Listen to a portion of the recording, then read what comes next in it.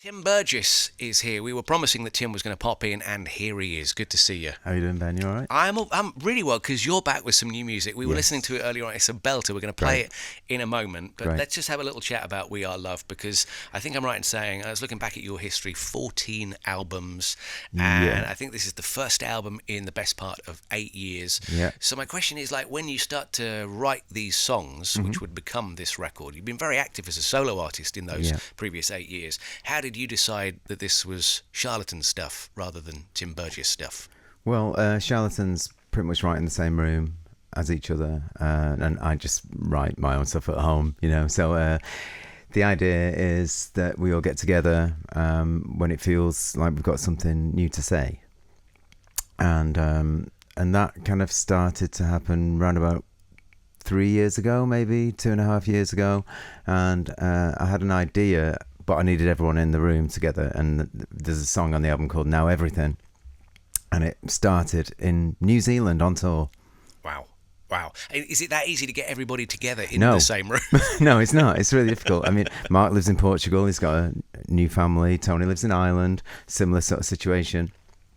So it's hard to get everyone into the rehearsal room, which is kind of up north. Yeah. And then you got them into the rehearsal studio, and then you got them into the recording studio, which Yeah. I believe is, or part of the album was recorded at Rockfield, which Yeah. has sort of bittersweet memories for the Charlatans. Yeah, it does. What was it like going back there? Well, we talked a lot about hauntology and psychogeography, and kind of like acknowledging this kind of like place and respecting the place that we, were quite fearful of for a while. It was, at the bottom gate was the place where Rob Collins died in a car crash. So it's kind of like we kind of fled there after telling stories. So it's the first album since Telling Stories that we recorded there. Did you feel like it was part of the process, though? This album has, it's called We Are Love. There's a lot of joy about it. I think there's a hint of nostalgia about it. So I get that maybe going back there was an essential part of the mission for this record. Yeah, we wanted to reconnect with the place of origin. Much is made of this sort of mid-90s nostalgia fest that we are currently enjoying. Is that something that you are happy to embrace, or are you one of those artists in this kind of band where it's essential for you to keep moving forward? Well, yeah, of course. I mean, I'm very much about moving forward. I did a listening party, the listening parties during COVID, and that kind of allowed me to try and encourage people that looking back was actually okay as well. So I think if you can look back and continue to pave your way forward, I think that's okay. I think on behalf of the nation as well, thank you for the listening parties. They kind of got us through when I was homeschooling 4 kids. Oh yeah. Yeah. So thank you for tough, that. Yeah. Tell us a little. We're going to play the song, okay, and then we're going to come back and chat in a bit. But tell us a little bit about We Are Love and the story behind the song. Well, the story behind the song is that we were all in the rehearsal room in the northwest of England, and Tony had this riff, and we all kind of like just latched onto it straight away. There's like occasionally that will happen. Most of the time, it's like trying to find something that we all like, but this was just instantly something that we all liked, and I kind of came up with a melody quite quickly, and Pete Salisbury was there, tapping away, and it just seemed to be one of those songs that kind of came to us quite easily. Well, let's give it a play. This is We Are Love. I'm delighted to say the Charlatans are back, and Tim Burgess is here. More with Tim after the new single. It's the Charlatans, they are back, We Are Love. It's kind of weird because we were chatting while that was playing, and I felt a little bit disrespectful. I was talking to you while your song was playing for the first time on Virgin Radio. I have to ask you this question. How do you know when a song is done? Well, after spending 2.5 years on it, I suppose. But I mean, someone prizing it from your hand. Yeah. I mean, I think in some respects, a song still evolves.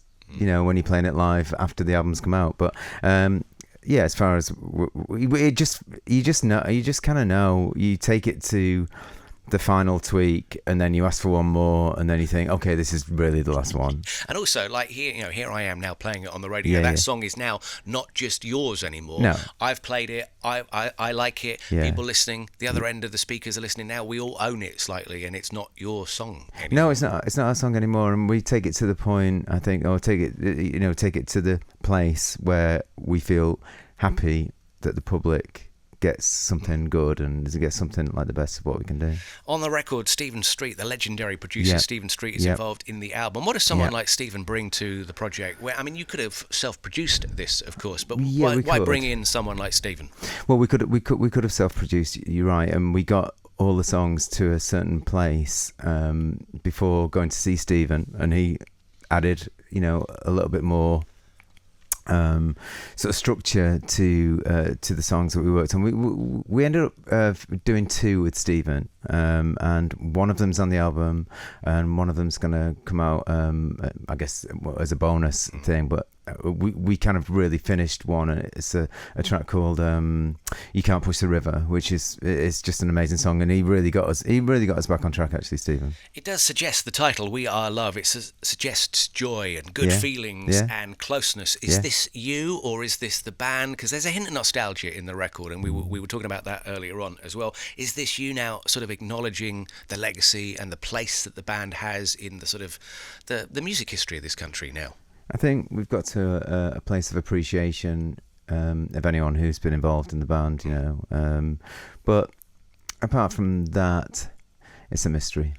But that's the best music, isn't it? Yeah. We were talking off the air about Oasis because we were playing Don't Look Back in Anger, and I sort of said to you, I'm going to go to the Wembley shows. Are you going to go to any of the gigs? You were at the Knebworth shows. I was at Knebworth as someone who was playing, but of course that would have been a strange experience for you so soon after the tragedy of the band. Do you have any memories of playing Knebworth? You were in a very odd space, I'm sure.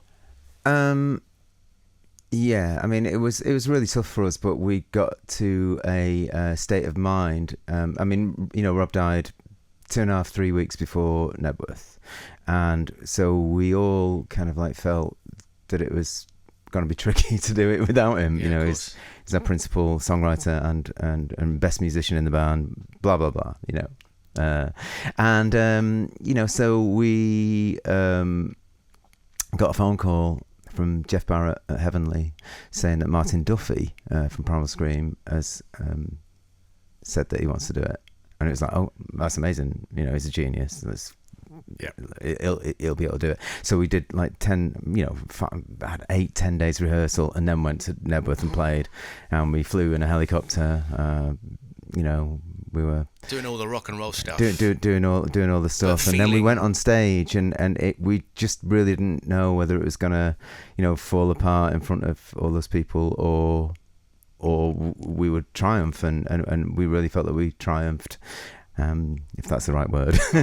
Amazing. And it's so wonderful to see the reaction that the fans are giving to the Oasis shows, and also the same reaction that your fans are giving you. You played this gig in Castlefields earlier on this month, and Castlefield, also known as the Knebworth of the North. Indeed. So is this the sort of the start of more live shows, because it's your natural home, right?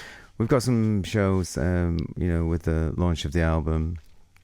In December, and then I don't really know what's in the diary, to be honest, after that. Come in and see us, because we have an amazing outdoor space, and you can come in and do a top of the tower session, and we'd love to have you in, and it's always nice to have you in the building, and we love the song, so we're going to be giving that a play. And thank you for popping in. I know it was a sort of busy day getting the song out in the world. It's been great. I'm in awe of this record. I'm so pleased with it. Lovely. Thanks for popping in, Tim. Thanks, Ben. Nice to see you. Thanks.